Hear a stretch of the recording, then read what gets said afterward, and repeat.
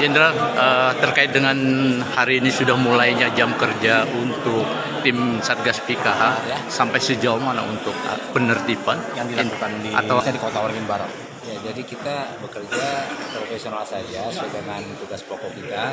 Tugas pokok kita adalah melaksanakan verifikasi dan pengambilan alihan lahan-lahan yang memang lahan itu masuk ke hutan lindung. Itu saja. Untuk di Kobar sini sudah berapa banyak yang ditertibkan? Yang di Kobar ini ada kurang lebih 120.000 lah ya. Rata-rata mereka apakah ada tidak bayar pajak atau bagaimana? Atau masuk kawasan mereka hutan? masuk kawasan hutan, kemudian sudah ada beberapa perusahaan yang memang ya ada harus bayar dendanya.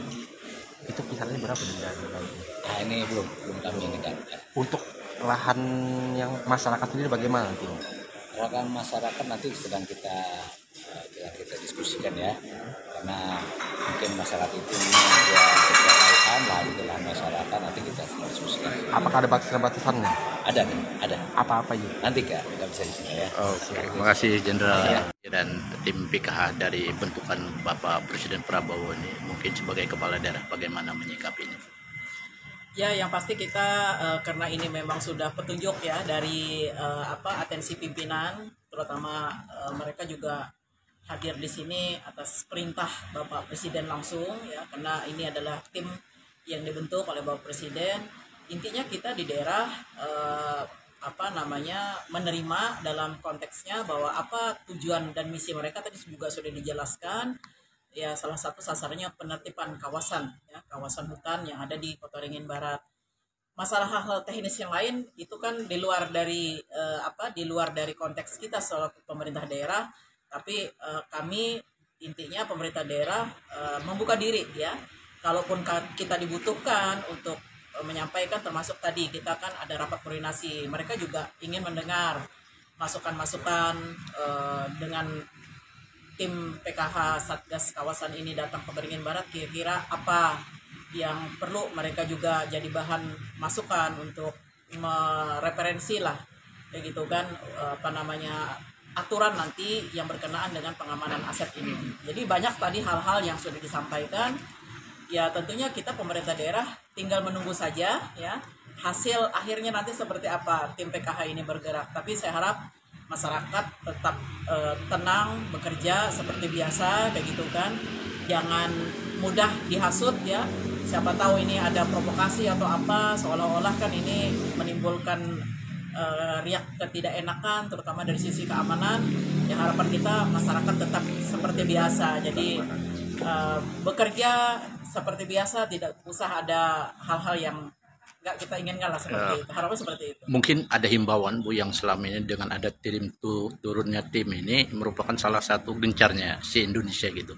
Mungkin jangan sampai ini dimanfaatkan oleh oknum-oknum tertentu. Nah mungkin himbauannya bagaimana Bu?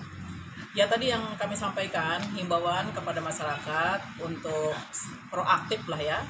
Kalau umpamanya nanti tim Satgas ini turun di tengah masyarakat seperti itu untuk menyisir area-area yang mereka anggap ini berpotensi, dan untuk yang tadi supaya menjaga kekondusifan daerah tadi ya jangan sampai melakukan ya tindakan-tindakan yang melanggar gitu kan, karena sudah jelas itu perintah dari Bapak Presiden ya tadi untuk pengamanan. Ya mudahan ini tidak terjadi lah di Kota Waringin Barat ya. Itu harapan kita tetap aman, kondusif ya. Ya, makasih Bu. Ya. Dari masyarakat aspirasi bahwa penertiban ini harapan kita ada batasan berapa hektar yang boleh digarap oleh masyarakat. Jadi jangan, ini kan memang mengerikan sekali disita. Tapi kita minta kepada tim Satgas tadi agar kepemilikan pribadi orang per orang itu ada batasan yang akan disita.